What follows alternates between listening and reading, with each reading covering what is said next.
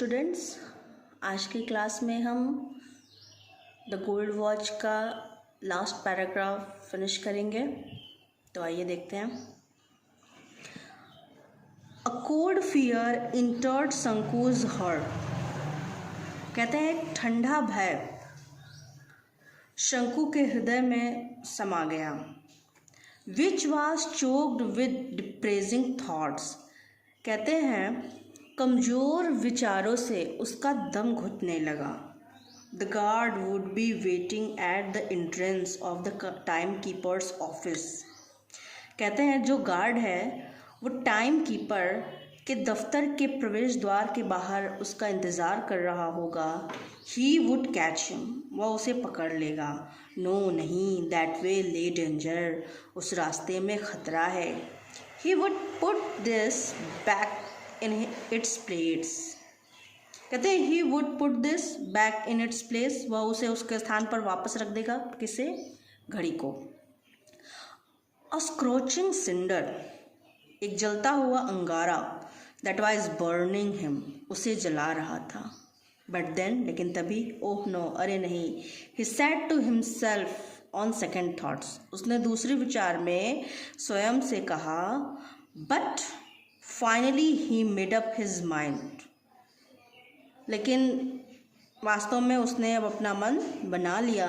He was at the office room, वह दफ्तर के कमरे के बाहर था। The window still reminded half open. कहते हैं अभी भी खिड़की अध खुली थी। शंकु लुक्ड अराउंड, शंकु ने चारों तरफ देखा। नो वन वॉज देयर, वहाँ कोई नहीं था। नो वन एट ऑल, कहीं भी कोई नहीं था। He took the gold watch quickly out of his pocket, उसने जल्दी से अपने जेब से घड़ी बाहर निकाली। His hand trembled like an aspen leaf, उसका हाथ पेड़ के पत्ते की तरह काँप रहा था। ही प्रेजेंटली रिमेंबर्ड हिज होम। कहते हैं उसने तत्काल ही अपने घर के बारे में सोचा एंड हिज अनपेड डेब्ट्स, और उसने अपने बिना चुकाए हुए कर्जों के बारे में भी सोचा। What was to be done, क्या किया जाना है। शंकु फेल्ट सफोकेटेड, शंकु ने महसूस किया कि उसका दम घुट रहा है। The sound of a foot step behind him, एक पदचाप उसके पीछे से सुनाई दे रही थी। समवन वॉज रिटर्निंग, कोई लौट रहा है।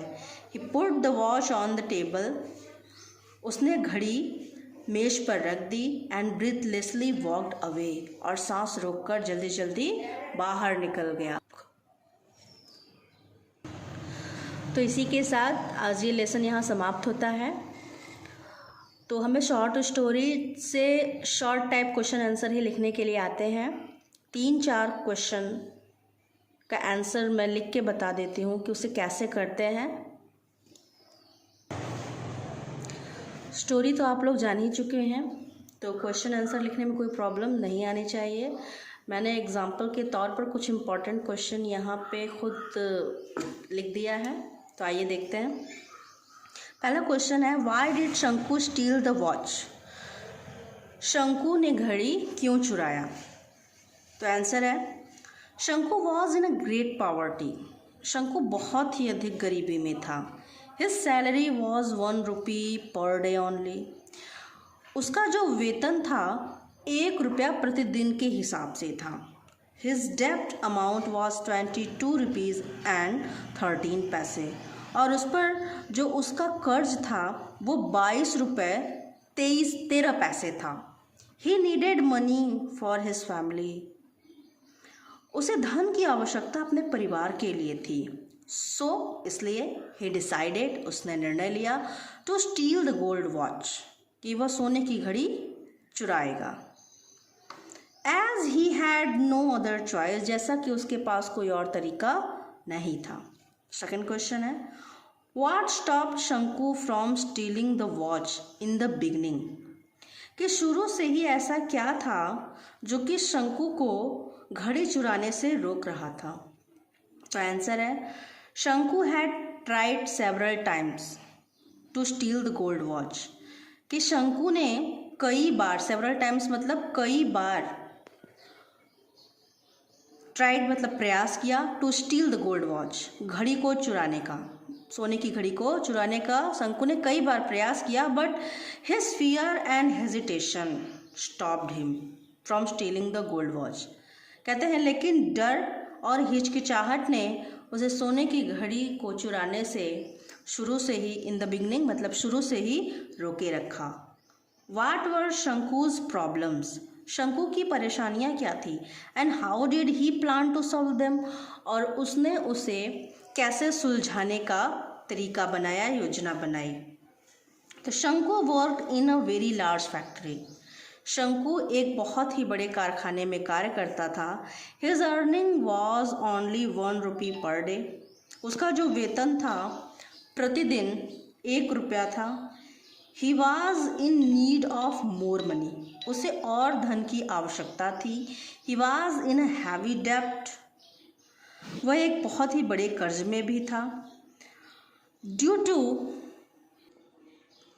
ही वॉज इन अ हैवी डेप्ट due to poverty, his family was in a miserable condition. कहते हैं कि उसके परिवार की दयनीय स्थिति के बावजूद वह एक भारी कर्ज में भी था।